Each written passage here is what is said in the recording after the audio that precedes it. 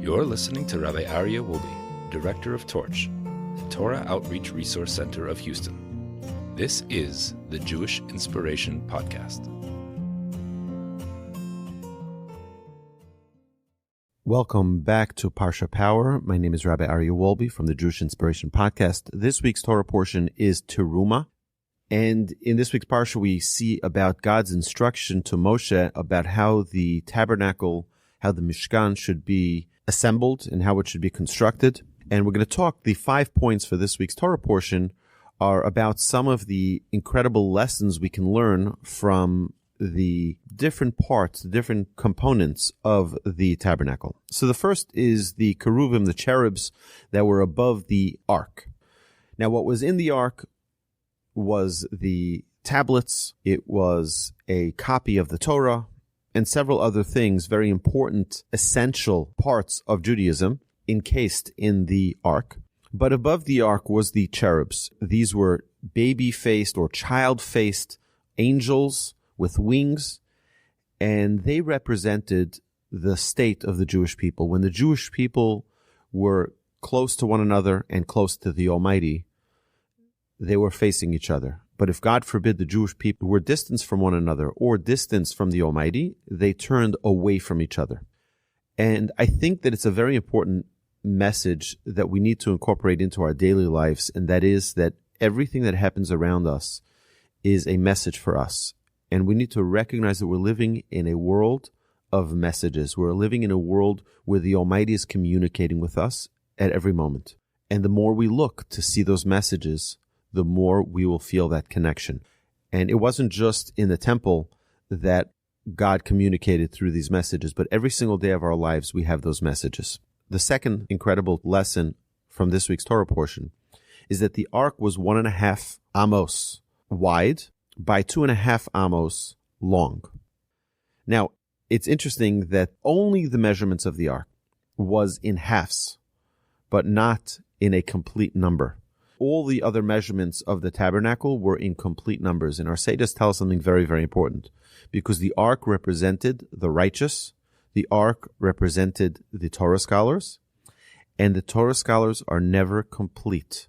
The Torah scholar understands that his wisdom is always limited. We know that the Torah is deep like the sea, wide as the expanse of all the galaxies. The depth and wisdom of the Torah is endless.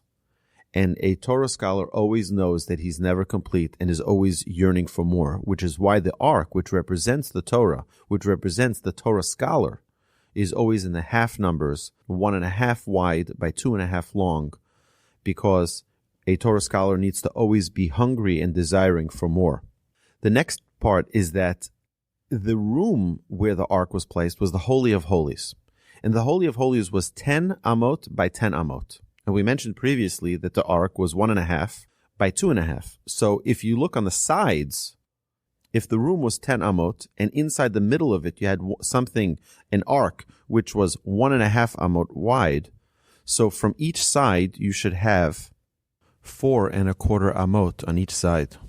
But when you measured from side to side, it measured 10. But when you measured from the ark to the side, on both sides, it equaled 5.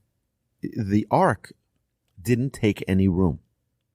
And our sages teach us that the ark, like we mentioned previously, represents the Torah scholars. It also represented humility. And what humility truly is that you take no space. Someone who's humble doesn't need to swallow up all the air in the room.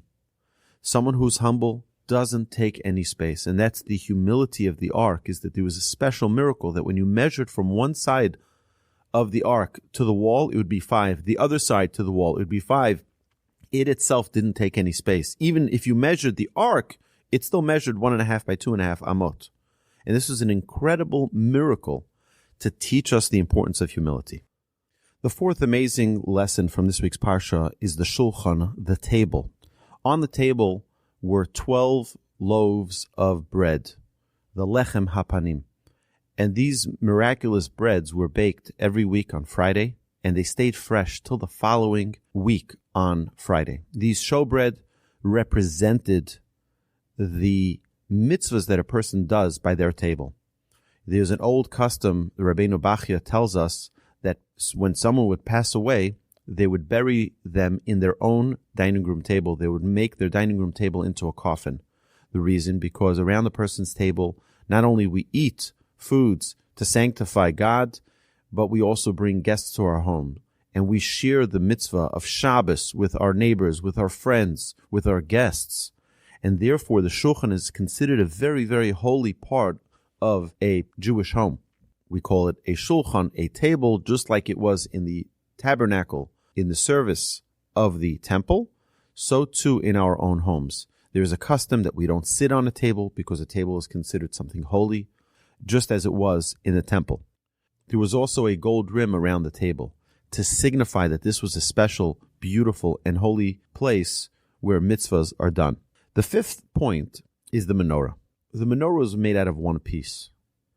And if we know the Jewish people, we say we're aguda achas, we're one bonded people, we're binded together.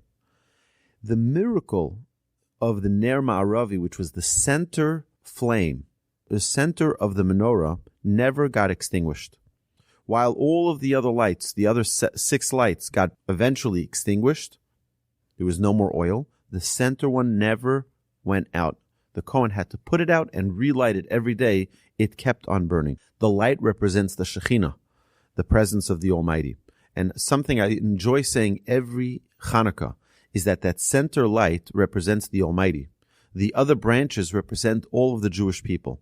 And the light wasn't needed, but it represents the Jewish people in that we're all equal. We may be a different branch. We maybe have a different style. You have Ashkenaz, you have Sfarad, you have Hasidic, you have all the different strands and stripes and colors and shades in Judaism. But we have to remember that we're ki ish echad b'lev echad. We're all one. We're all at an equal height. Yes, one might be a little bit more distant. One might be a little bit closer. But we're all one people. We're all connected at the core, at the center, to the Almighty. And the Almighty loves each and every one of us. So my dear friends, I hope you found something insightful, something uplifting for your review of the portion this coming week. Have a magnificent Shabbos, and thank you so much for listening.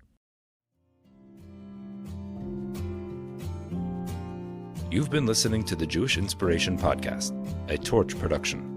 Become a supporter at torchweb.org because your assistance enables more Torah learning around the globe.